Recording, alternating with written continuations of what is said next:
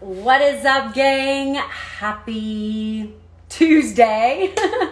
It's been a while since I've jumped on live. I'm actually dueling my different social medias, Facebook and Instagram, because I want to talk about a really important topic that I get a lot from my clients in the Lean program, looking for long-term success, and that is the question about plateaus. And today I want to talk to you about the 3 things that you really need to be asking yourself if you've hit a plateau with your weight loss. My name is Amanda Nyberg. I'm a registered dietitian with a passion for health and wellness, and my goal is to provide you with relevant nutritional strategies to help you stay on track and get back on track with your weight loss. So I think we've got to start out by talking about what's a true plateau, okay? So I always say a true plateau is, first and foremost, being honest with yourself that you are currently on track, doing the things that you know are supporting your long-term goals. But a true weight loss plateau is no weight loss, so the scale doesn't move. No inches lost, because it's important to look at multiple factors with regarding your progression, how you're looking at your progress towards a healthier you. So no weight loss, no inches lost, no change in your body composition. I'm a huge proponent of looking at your percent body fat because I love to encourage my clients to build muscle and get stronger. And sometimes, you shift more muscle for less fat. And so therefore the scale doesn't move. So no change in your body composition. And then I think it's also important to think about no change in how you feel with regards to, are you sleeping better? Is your stress better? Do you have more energy? All of those things are really important with regards to your overall wellness, okay? So that in 4 consecutive weeks. No, not 1 week, not 2 weeks, not 3 weeks, but 4 consecutive weeks. Here's issue number 1 with regards to people and their long-term weight loss goals. You want a quick fix and you expect results overnight. You don't give anything time to work or not work, okay? I get it. I think that you need to be committed to something for at least 4 to 6 weeks, 4 to 8 weeks, in order to see, is this strategy working for me or is it not, okay? A lot of times this is what I see with clients, and this is why we throw away the scale. I don't let my clients weigh for, 7 weeks. Because the first week, you always lose weight, okay? Anytime that you make any changes with how you're eating, how much activity you're getting, how much water you're drinking, you're gonna see the scale move. You're gonna see weight loss. But inevitably, the next week, it doesn't move. You see no weight loss. Heaven forbid you actually gain a pound back of fluid you lost in week 1. And so now you're like, oh, doesn't work. I'm done. I'm on to the next strategy.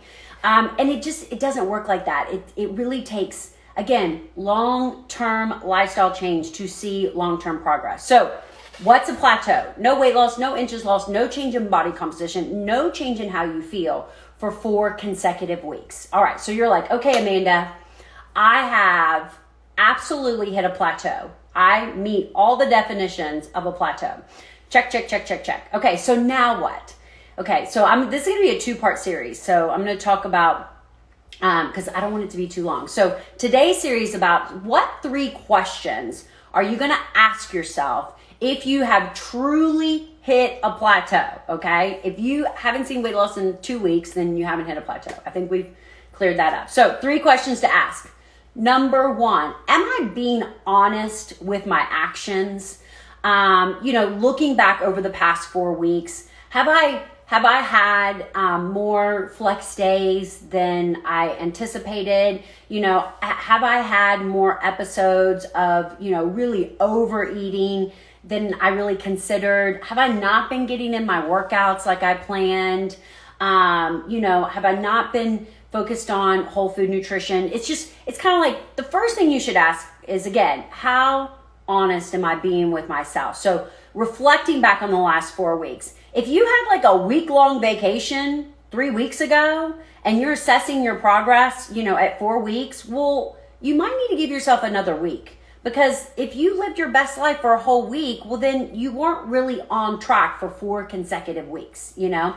If you had a big, maybe a 4-day vacation in the middle of this 4 weeks where, you know, you went to Napa and you ate cheese and crackers and drank wine 24/7, well, okay, then we need to give ourselves, you know, 4 really solid weeks. So it's like really reflecting on what you've been doing. So number 1, reflect on the last 4 weeks. Are you really being honest with your effort over the last 4 weeks? If not, then maybe that's what we need to focus on. Now, if you look back and you go, yeah, I've been busting my butt. I've been 80-20. I've been doing, you know, the things that I know I need to do to be success. I'm still hit a plateau. Okay, good. Number 2, do you need new goals? Okay. So here's the thing. We get so wrapped up on the scale, on the number, on the size, you know, and sometimes it's like, are you working towards a goal that you're just not going to hit, that you're just going to be making your life miserable to get to a place that maybe you can get there if you're like 110% restrictive and perfect and, you know, no fun, no nothing. Yeah, you can get there, but to stay there is unsustainable. Is that your goal? Is that what you're working towards? Maybe you need a new goal, okay? And I talk to a lot of my clients in this scenario where we're looking for that last like 5 to 10 pounds. You know, people get really wrapped up in that number, that last 5 to 10 pounds. And, you know, a lot of times I'll have them send me the plateau form and I'll fill it out. And I'm like, girl, you're doing all things right. I'm looking at your pictures. You're a freaking 10. Like, what are we working towards? Why are we making ourselves miserable to, you know, for this goal? Like, let's love yourself as you are. Like, let's live in where you are and stop obsessing over that. Let's make new goals. So, because I'm very goal driven too. So a lot of times it's like, okay, well, your percent body fat is 32. Let's get it below 30. Okay. That's a good place for women to be. Okay, let's talk about fitness goals. Maybe you want to be stronger in the gym. Maybe you want to be leaner and toner. Okay, then let's make our goal more about accelerating our fitness level than a number or something on the scale. Okay, so it's like, okay, let's see if we can squat 100 pounds. You know, I don't know. It's just about looking at new goals. Okay, some of the times for me and my clients, I like to encourage them to think about, again, beyond getting to your goal, like let's make goals around staying where you are, okay? In terms of, you know, what is it going to take to, you know, you come this far. I see you want to go a little bit further, but at the bare minimum, what's it going to take to keep you here? You know, maybe we need to set some goals around that. My goal is to be consistent with my water over the next 4 weeks. My goal is to be consistent with my steps over the next 7 weeks. Sometimes making those types of goals get you to your end result when you're not so focused on, again, a number or a size. And I said this in January. I begged everybody. I was like, please do not make your New Year's resolution to lose weight. You will fail, okay? Because you've been making that New Year's resolution for the past 10 years, 20 years. Make your New Year's resolution around lifestyle changes that at the end of the day will support a healthier you. For example, if you sat in January and you said, you know, my goal for January is to average 8,000 steps a day.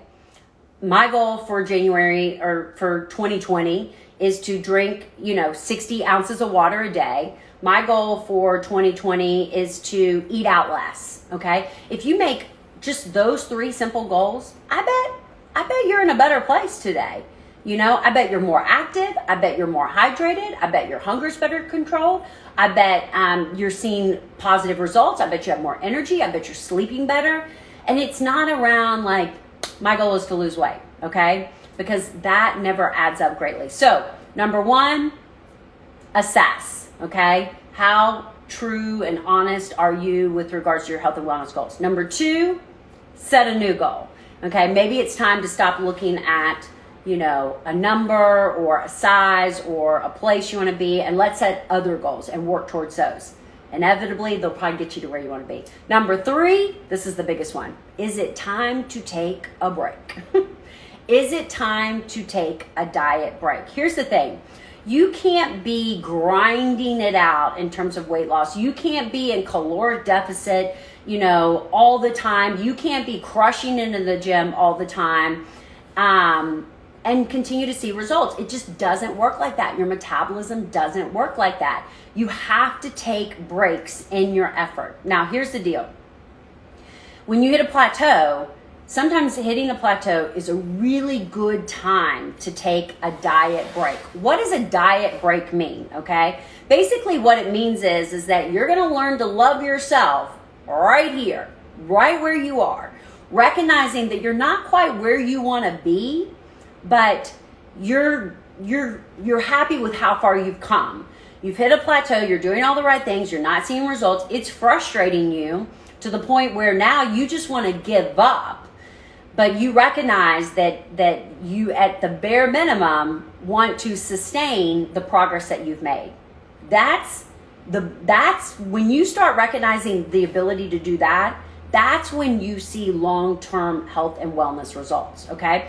So when you take a break, the goal is, I'm gonna loosen up my restrictions. I'm gonna stop tracking if you're tracking. I'm gonna stop going to the gym, 7 days a week. I'm gonna stop, getting 10,000, whatever it may be. The things that don't feel sustainable, the things that make, what you're doing really hard, the things that make the fact that you didn't see progress really upsetting because you see them as so much effort. I'm putting in so much effort and I'm not seeing progress.